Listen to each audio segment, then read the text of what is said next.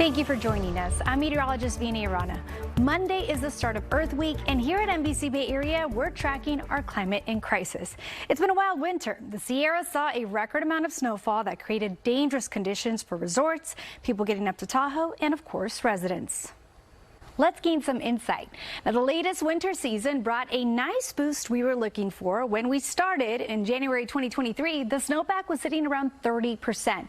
But after a series of storms, this is what it looks like as spring unfolds. Now, for perspective, the Sierra Range is more than 400 miles long. Its alpine region covers a large part of the state's inland territory. And currently, Northern Sierra is at 125%. Central Sierra is at 108%. And Southern Sierra also sitting at 108%.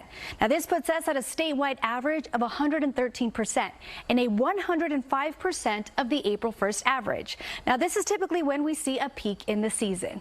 Now, our changing climate is affecting not only the timing, also the location and the amount of snowfall. Along with spring snowmelt, patterns are also impacted in complex ways. So we will have to wait and see how the spring is looking once temperatures warm up. Now, we spoke with Andrew Schwartz from the UC Berkeley Central Sierra Snow Lab about the connection between the Sierra and climate change. It's so vital for ecosystem health. I think most people around the West Coast would tell you about the lack of wildfire smoke we saw last year after the abundant water year that we had. And so when we have above average snowpacks, that really helps our ecosystems out. It helps keep them out of drought stress, helps keep them out of heat stress, and overall just kind of helps keep everything a lot more healthy, which generally means a lot less forest die off and then less fire danger as well. And as a result, we don't tend to see as many mega fires after wet seasons as we do, of course, with dry ones. A portion of that snowfall can be attributed to atmospheric rivers. And in a changing climate, the frequency and intensity of storms is proving both costly and deadly. A recent Stanford study is showing the economic damage from back-to-back atmospheric rivers is 4 times higher than predicted from individual storms. By this point, you likely have heard the term Pineapple Express, but atmospheric river was first coined in 1994. The NOAA definition of an atmospheric river is a long, narrow transport of water that can vary in size and strength. On average, there are 250 to 375 miles wide. The average atmospheric river carries water vapor equivalent to the average flow of the water at the mouth of the Mississippi River. And really strong ones can transport up to 15 times that amount. The way in which they release that water vapor can come in the form of rain or snow. In 2023, the series of storms caused over $3 billion in losses and 21 deaths. The Stanford University looked at 9 atmospheric rivers that hit California between December 26, 2022 and January 17, 2023. Their research shows that because of climate change, their frequency with no real breaks in between is becoming more common, and they looked at the insurance claims to determine the costs. I think we were surprised by the magnitude of the impact of having a sequence. So I think lots of us understand intuitively when we live through these storms that when the ground is already wet and the rivers are running high, another storm would be, more challenging. We were expecting maybe a 20% or 50% increase in losses in the storm following in a sequence. But to see the magnitude of 3 or 4 times more losses from a storm in a sequence versus a storm by itself, that magnitude, I think, surprised us even coming in with an interest in this topic. Atmospheric rivers provide about half of California's annual precipitation, typically providing a boost to the Sierra snowpack and reservoirs that store drinking water. They are rated on a scale of 1 to 5 based on their length and how much water they carry. As the ground becomes more saturated, atmospheric rivers increase the risk of flooding, which is what we have seen play out time and time again. Researchers hope these findings can help improve public communication about the dangers and potential risks of a sequence of storms. Now, scientists have also found that the boosted moisture content in the air will increase due to rising surface temperatures. This could mean more extreme weather events like atmospheric rivers. And scientists use everything from weather satellites in space to radars and the classic weather balloon to track them. Listen to how researchers at Scripps Institute of Oceanography field do it out. Kind of see that there's an atmospheric river in the forecast. Well, we have launch stations all around the west coast of the US, a lot in California and one up in Tacoma and Washington as well. And so depending on where exactly the storm is going to make landfall on the coast, we'll go and set up there and we'll launch balloons every 3 hours. I'm Cynthia Pimentel, and I want to explain that one way to gather data on incoming atmospheric rivers is by using a weather balloon. There's actually a station in Bodega Bay led by researchers from the Scripps Institute that use these a couple of times a day to gather data on the incoming storms. Now, weather balloons arrive in a small package, and it's inflated with helium. It's about 4 to 5 feet wide, and as it rises, it carries with it a radio sonde that will take measurements throughout the atmosphere on things like humidity, temperature, pressure, wind speed, and direction. Now, as the balloon rises thousands of feet above the air, it'll stay there for a couple of hours, actually, and it's been made with biodegradable material in the event that it doesn't make it back to the researcher. If you ever find one, there are instructions to send it back to your National Weather Office so it can be properly recycled. Cynthia Pimentel, NBC Bay Area. Changing gears, a plan to reduce waste is actually creating more. A decade ago, California became the first state in the nation to ban single-use plastic bags. But there was a loophole that's getting in the way of a green future. There was a section of the law that allowed grocery stores and large retailers to charge a dime for a plastic bag. So stores created thicker and heavier plastic bags intended for customers to reuse. But many people don't think of those thicker plastic bags as reusable. So that in turn is creating more waste. Now, I spoke with the director of CalPERG, which advocates for environmental solutions. They recently released a report that called Plastic Bag Bans Work. Here is what they found. Which found that well-designed plastic bag bans are effective at reducing litter and are expected to reduce the number of plastic bags used in a state by 300 per person per year. Now, the key there is the well-designed. So we want to make sure that our bag bans are actually banning single-use plastic film bags, which we've learned in California is not necessarily the case.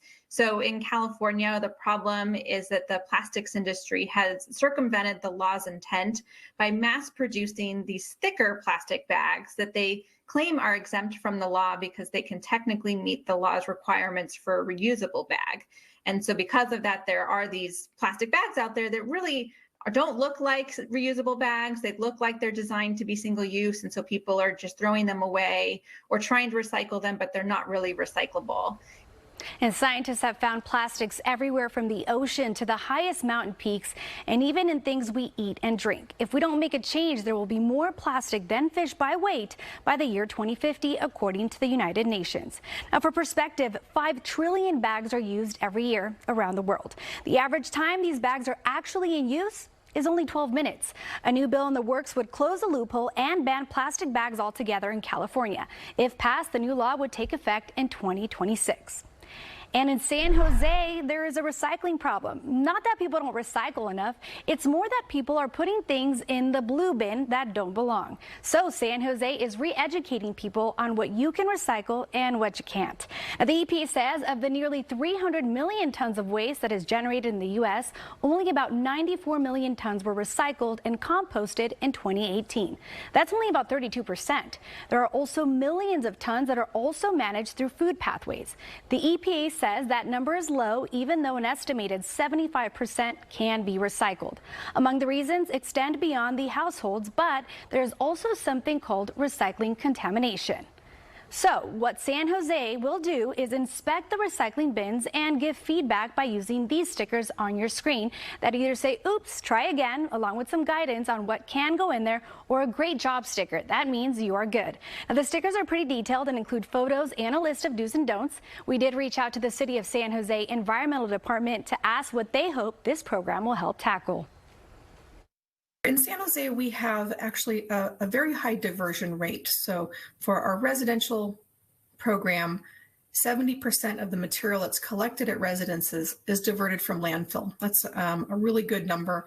What we're noticing is the percentage of contaminations, that's items that are in the recycling cart that are not recyclable. That's the number that we're dealing with right now. So it's currently about 50%. So about half of what is in recycling carts is not recyclable. And there are programs that pick up things like used batteries, electronics, mattresses, and even furniture. And there are locations that take empty cans, bottles, and other plastics for CRV refunds. Storms have inundated parts of California this winter and last, dealing with issues like flooding and insurance claims. That follow-up can be overwhelming. Many people don't even have flood insurance. Now, one California town is hoping to fill the gap by launching a community-based flood insurance program. Forecaster Cynthia Pimentel joins us now with more. We're talking about a pilot program in Isleton. It's near Rio Vista in the Delta, and the idea is to provide immediate relief to households in a modest form. It'll be open to anyone that buys into it to try and help alleviate the stress of settling claims. In the summer of 1972, 9-year-old Pamela Bullon woke up in Isleton, ready for her swim lessons in nearby Rio Vista. But she wouldn't make it to swim that day. She and her family had to rush out of their home for higher ground after part of the town woke up to a broken levee. And of course, at the time, like how we were notified was folks went door to door, like say, hey, get out of town. And then like we staged at the highest point on the levee and then waited to come back to get the rest of our stuff. Since then, Pam has become Isleton's mayor. The town has experienced flooding through the years, most recently the parade of atmospheric rivers bringing catastrophic amounts of rain to the Sacramento Valley. About 800 people live in Isleton, a town 8 feet above sea level, and they're pioneering a new strategy to try and tackle the rising flood risks with the help of UC Davis researchers. Everybody pays a little bit in and everybody gets a little bit. So it's designed to fill the gap that currently exists with the FEMA Individual Housing Assistance Program. It's designed to recognize that many people can never afford or will never buy flood insurance. Flood and other climate-related issues are overflowing across the U.S. 2023 had the highest number of billion-dollar disasters in the nation's history. And UC Davis researchers say fewer than 2% of Californians have flood insurance, a challenge that's getting cloudier as insurance agencies want out of the state. Researchers and residents are pouring their ideas into the program, even with the damp spot of how this policy can work for renters, many of which are on a low or fixed income. But making insurance a community investment is an elevated priority. California is really in a sweet spot to explore alternatives to the National Flood Insurance Program. We have less than 190,000 flood NFIP policies statewide, so we are underinsured, but we have enough properties that have a need for flood insurance that it sort of warrants the extra effort to try and find alternatives. New York City has already tried a similar idea with tens of thousands of more residents, and now other parts of California are starting to show interest, like Pájaro in Monterey County and up in Colusa County as well. Cynthia Pimentel, NBC Bay Area News. There's a new tool aimed at helping us prepare and respond during natural disasters. We're talking about Alert California cameras. Agencies across the state work with UC San Diego to help launch them. The Wildfire Camera Network is now expanding to more than 1,000 cameras across California. The program focuses on monitoring the cameras and sensors to collect data that provides real-time information. The cameras have the ability to pan, tilt, and zoom. The data-driven approach will be key in effective time critical detection, response, and mitigation. It has a public website interface that is easy to navigate with the ability to zoom in on a specific area by simply typing in a city or location. For example, Mount Diablo. I spoke with Neil Driscoll, a geology and geophysics professor at Scripps Oceanography, who is also the Alert California director and co-principal investigator, about the network and how first responders use it. We have a platform for first responders, and we've onboarded over 2,500 first responders, and they can move the cameras. So here, a 911 call comes in or an AI anomaly is detected. We can then move the cameras quickly and confirm ignition. We can look at the way the smoke is bent over. So we can marshal our resources based on what we observe. And we're fighting fire in the incipient phase. All fires start small. He also adds that the data collected helps train and machine learn for artificial intelligence to better understand fire behavior. When the warmer months arrive, not only are your plants looking to bloom, there are also tiny pollinators that have a big impact on the ecosystem, but also rely on the things that you plant. Meteorologist Carrie Hall has more. Spring is when a lot of people work in the yard or start gardens, but you may not realize that what you plant has a big impact on pollinators like bees and butterflies, which are seeing declining numbers due in part to climate change. Pollinating insects need food and places to nest, which you can provide by growing native plants such as the California poppy or the Goodwin Creek lavender around your home. Entomologist Rachel Mallinger says the population of bees has declined about 50%, with another quarter becoming endangered due to several stressors. Land use change is a major stressor. This can be the conversion of wildlands to agriculture or to development. Climate change is another stressor. It changes the average temperature that these pollinators are experiencing. It also increases the chance of extreme temperatures and also increases the chance of extreme weather events, things like hurricanes, flooding, that can be really detrimental, can destroy the habitat for pollinators.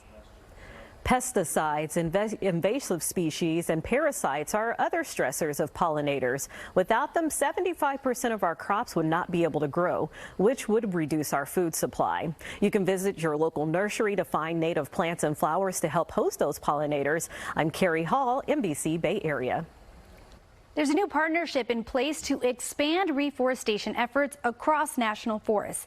It's all in an effort to help restore millions of acres burned and damaged by recent wildfires.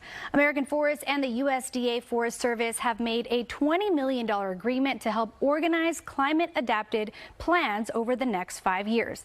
It is called the Replant Act, and it will assess, prioritize, and plan reforestation needs by expanding nursery productions, hiring a larger workforce, and increasing seed collection capabilities. Now, the collaboration is also looking to engage with rural and disadvantaged communities to come up with reforestation plans for each region. This is coming together as part of President Biden's bipartisan infrastructure law. I spoke with Brian Kittler about the partnership. We are partnering to leverage this $20 million investment with private funding and resources from American Forests and our partners to actually do more reforestation and do so in a climate-informed way. And what I mean by that is really, we just can't replant these forests necessarily the way that they were. We have to think about the future climate. We have to think about creating resilient forests that will withstand the next fires. So that's really what this is all about. It's about building the capacity within the Forest Service, within the private sector, within local communities to do this work at scale, because we've had so much fire across the West. Science has shown that the frequency and intensity of wildfires is driving 81% of reforestation needs on national forests. That, according to USDA, is outpacing the agency's ability to restore the land. So far, the Forest Service had only been able to catch up on 6% of the reforestation backlog each year, and the goal is to use this investment to improve that. Deepwater shark species are in danger. A San Jose State professor who is also a well-known shark expert based at Moss Landing Marine Lab says we need to act now. Now, this is video from that team with Professor David Ebert. His research has taken him around the world. Professor Ebert collaborated with a team of 37 researchers from 16 countries to really dive into deepwater sharks and rays. He looks for what he calls lost sharks. Now, there are more than 1,000 shark species, and he himself has named over 40 of them. In a new study, it was confirmed the population of tidewater sharks is rapidly depleting because of the international liver oil and meat trade. Now, those sharks end up in things like dietary supplements and hair care products. Already, an unnamed species has been identified as critically endangered, and without conservation protections, it could mean extinction for it. Now, the doctor talked about the critical roles sharks and rays play in our ecosystems. And a lot of the fisheries takes place in a lot of developing countries and in areas that people don't tend to think of. And unless you actually go out there and look for them like I do, you would never even know these fisheries are even occurring. And particularly for the liver oil stuff, they take places out of the way. There's nothing illegal about them, but nobody's paying any attention to these things. These literally are the proverbial canaries in the coal mine.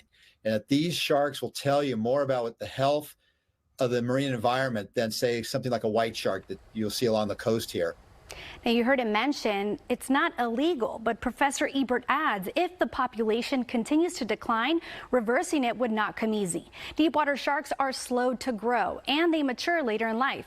They typically can have a lifespan of more than 100 years. They also only reproduce every 1 to 2 years. He says conservation and awareness is critical. Now, you can watch more of our stories highlighting our climate and crisis online on our website. Go to NBCBayArea.com/climate and crisis to see them.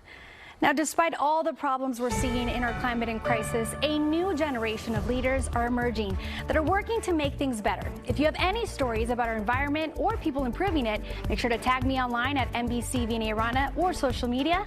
I'm meteorologist Vianney Arana on behalf of our entire team. Thanks for watching NBC Bay Area.